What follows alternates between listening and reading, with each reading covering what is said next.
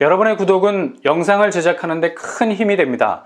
영상을 보시기 전에 구독과 좋아요 꼭 부탁드리겠습니다. 아울러 회원이 되시기를 원하시는 분들은 유튜브 채널 홈피 구독 옆에 있는 가입 버튼을 눌러주시기 바랍니다.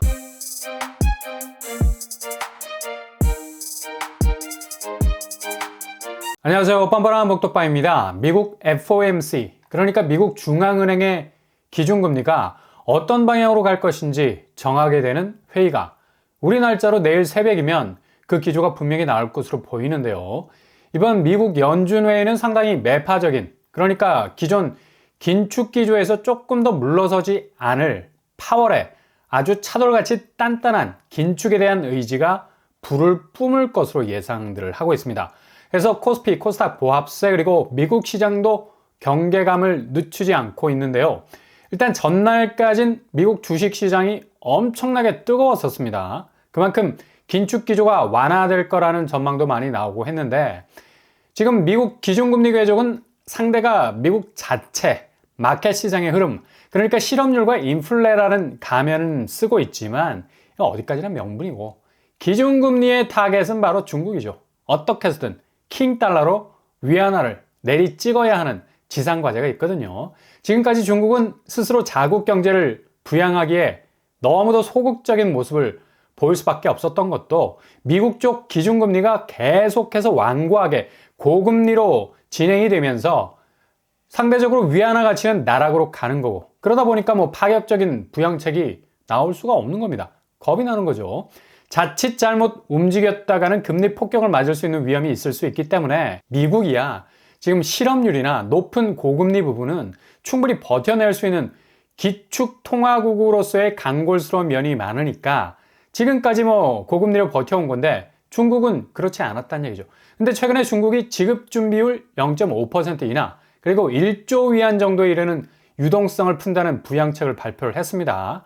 적극적으로 경제부양책으로 들어갈 거라는 시그널을 보낸 건데 미국이 이걸 좌시할 리가 없죠. 어떻게 해서든 경쟁국 중국에 대한 경제적인 압박을 가하기 위해서라도 이번 FOMC는 상당히 매파적인 발언들로 넘쳐날 가능성 아주 높습니다.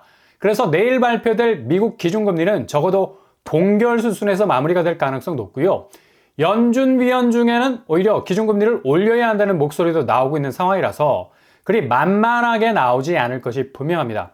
결국 중국을 한 번 더 코너로 몰아넣기 위한 금리 정책이 아주 날이 설 정도로 나올 전망인데, 일단 대외 여건도 중동 지역 긴장 고조와 유가도 좀 불안하고, 그리고 인플레를 진정시킬 수 있는 지표가 그리 안정적으로 나오지 못한 상태에서는 지금 부양 기조로 전환한 중국을 다시 한번 제대로 매길 수 있는 게 바로 기준금리 긴축 기조 강화입니다.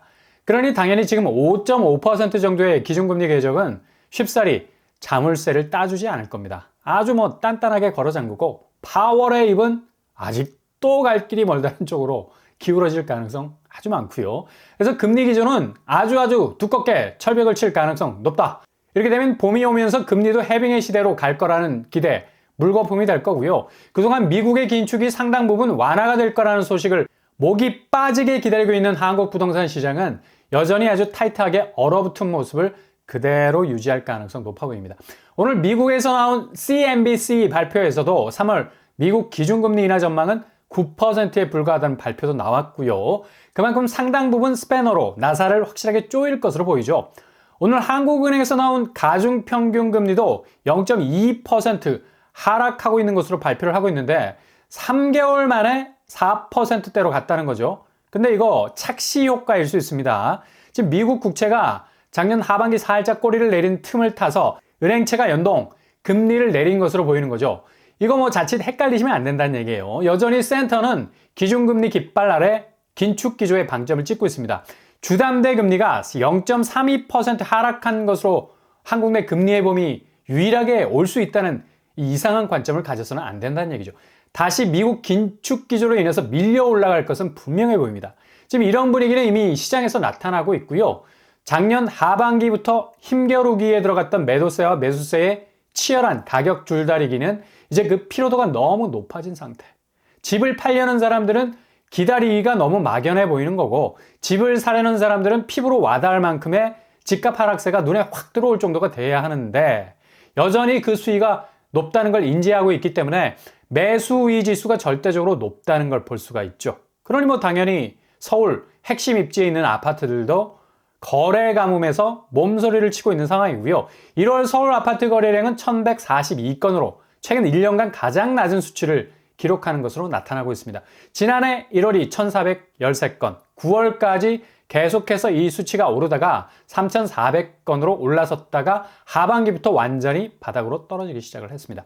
그래서 다시 1000건대로 내려앉았는데 송파구 헬리오시티 같은 경우는 1월에 10건, 파크리오 7건, 고덕그라시움 4건에 불과했고요. 이렇게 송파구 쪽 핵심 입지에 자리 잡고 있는 대형 아파트들도 한 달에 10건 미만의 아주 미미한 거래량 기록하고 있습니다.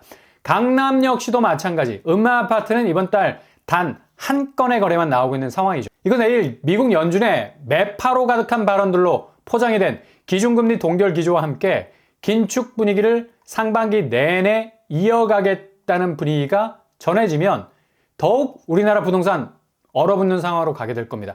그러니 전혀 거래량은 늘지 못하는 감소 추세의 이 반등, 회복하기 힘들 것으로 보이고요.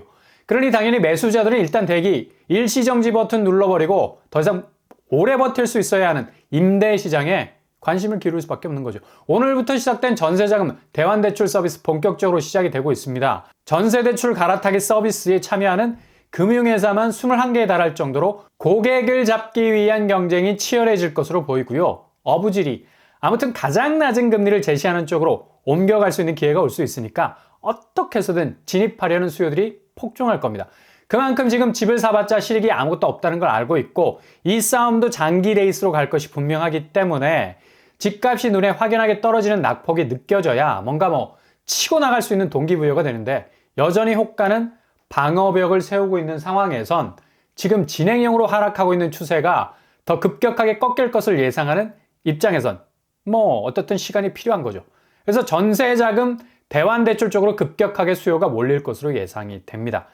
대출 비교 플랫폼도 4개 정도 되고요. 금융회사 자체 앱도 14개 정도 될 정도로 규모가 큰 편입니다. 지금 전세 대출 금리가 은행별로 천차만별인데 무조건 지금 같은 고금리 시대에선 하루라도 빨리 저금리 쪽으로 옮겨가는 것이 비용 절감을 위해선 최우선적이라 말할 수 있겠습니다.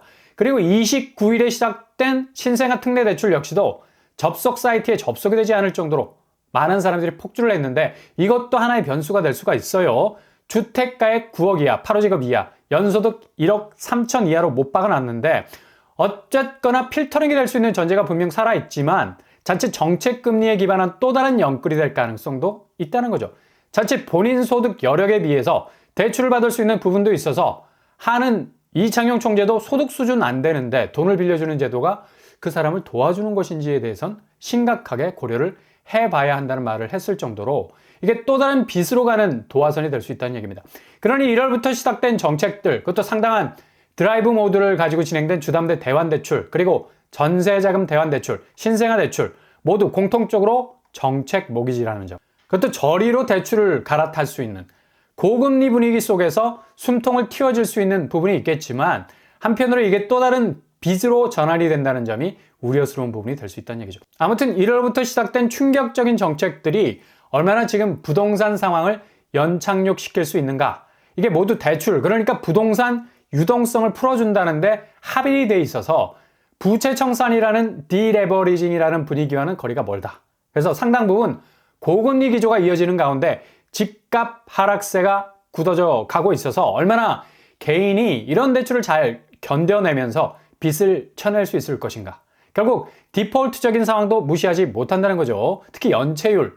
이건 아무리 자금을 몰아준다 해도 개인이 이걸 갚을 능력이 없으면서 생기게 되는 총체적인 부실 지표인데 계속해서 신규 연체 발생액이 3천억 정도 증가하고 있고요. 특히 기업 대출 연체율은 0.04% 증가, 가계 대출 역시도 0.02% 증가 추세에 있습니다.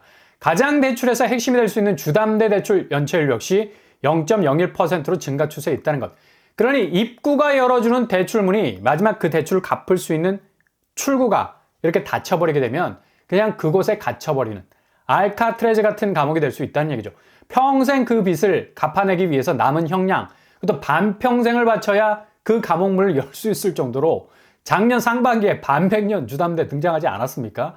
이게 자칫 개인 능력 이상으로 받은 사람들에겐 보이지 않는 쇠고랑이 될 수밖에 없다는 거죠. 그러니 지금 상황에선 고금리를 이겨낼 장사는 그 어디에도 없다. 이런 이유 때문에 서울 매물은 그냥 한시라도 탈출하고 싶다는 신호를 보내면서 오늘 7만 8천 건에 이를 정도의 수치를 찍고 있는 겁니다. 아마 내일 미국 기준금리 긴축 분위기가 전해지면 더욱 물량은 치고 나올 가능성 높아 보입니다. 보합세로 흐르던 분위기가 오늘 1월 마지막 날짜를 기점으로 2월 들어서 새로운 국면으로 전환이 될 가능성 그 어느 때보다도 높다는 사실 잘 체크하셔서 깃발 가장 멋지게 꽂을 수 있길 바랍니다.